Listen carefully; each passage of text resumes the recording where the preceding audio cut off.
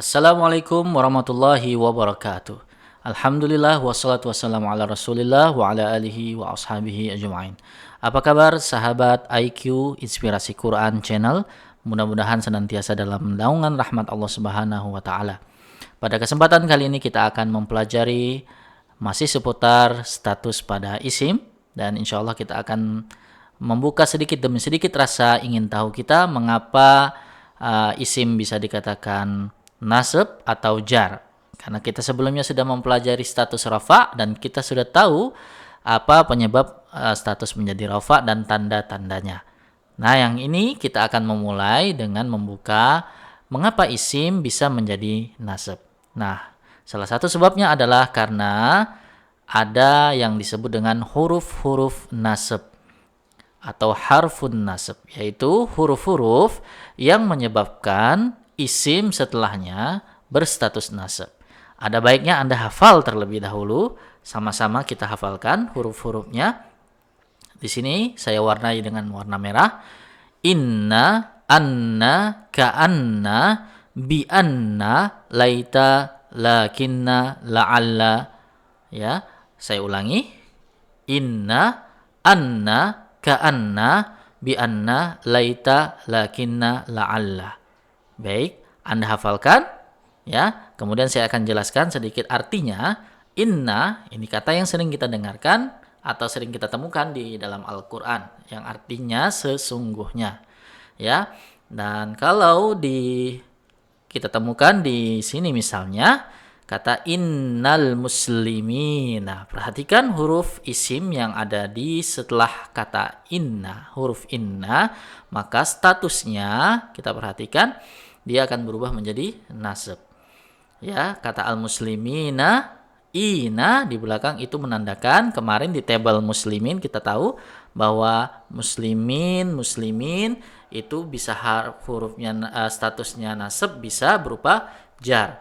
Tetapi karena ini kita sudah tahu dimasuki sebelumnya oleh kata atau huruf nasab, maka otomatis kita tahu muslimin statusnya adalah nasab.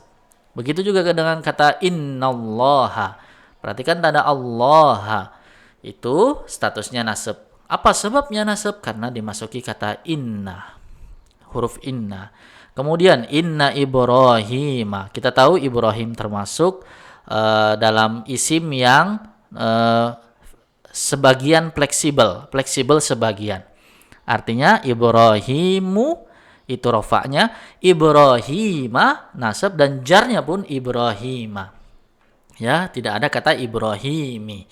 Jadi ketika dimasukin kata inna, kita tahu bahwa Ibrahim statusnya adalah nasab. Begitu juga dengan kata anna. Di sini contohnya anna Qur'anan. Qur'anan. Perhatikan tanda tanwin nan, itu menandakan bahwa karena dimasuki tanda anna di sini, kata anna, maka statusnya adalah nasab. Annallaha, statusnya adalah nasab. Annal quwwata, statusnya adalah nasab. Bagaimana rafa'nya? Al quwwatu.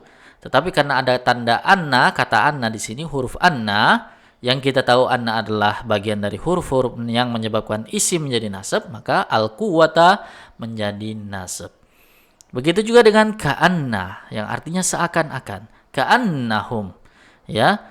Dan ingat ini adalah isim dhamir yang statusnya kita lihat di tabel atau video sebelumnya. Anda perhatikan dia menempel kepada kata ka'annahum karena dia harus menempel, dan status hum di sini kita tahu langsung bahwa ini adalah statusnya nasab. Kenapa? Karena berdampingan dengan ka'anna. Kemudian ka'annahum di sini ya, ka'annahunna. Nah, artinya dia kata hunna di sini yang rafa ketika bergabung dengan ka'annahunna, maka statusnya berubah menjadi nasab. Begitu juga dengan bi'anna. Bi'anna di sini nanya panjang. Kita tahu bi'anna adalah gabungan antara bi'anna dengan nahnu. Kata ganti dari nahnu yang statusnya nasab adalah dengan bergabung bi'anna, jadi nanya panjang, ya. Kemudian laita. Laita, bagaimana kalau bergabung dengan kata nahnu? Ya laitana, ini contoh di dalam Al-Quran. Ya laitana, yaitu gabungan antara laita dan nahnu.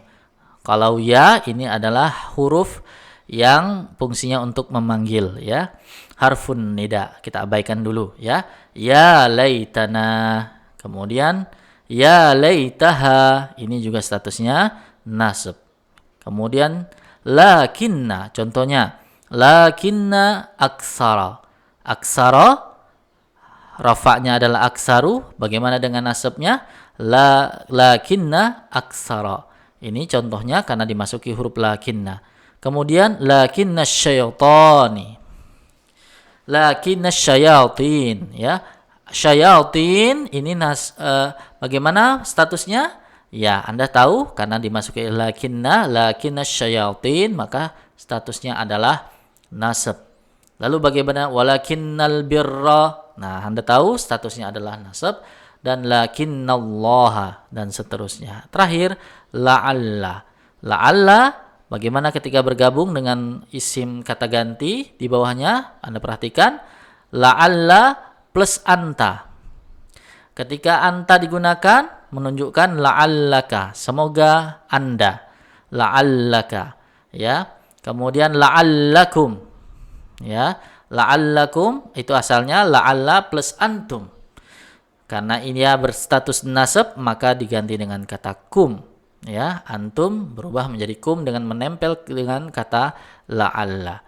Ya, demikianlah huruf-huruf yang menyebabkan isim berubah statusnya menjadi nasab. Sekali lagi Anda hafalkan, inna, anna, ka'anna, bi anna, laita, lakinna, la'alla.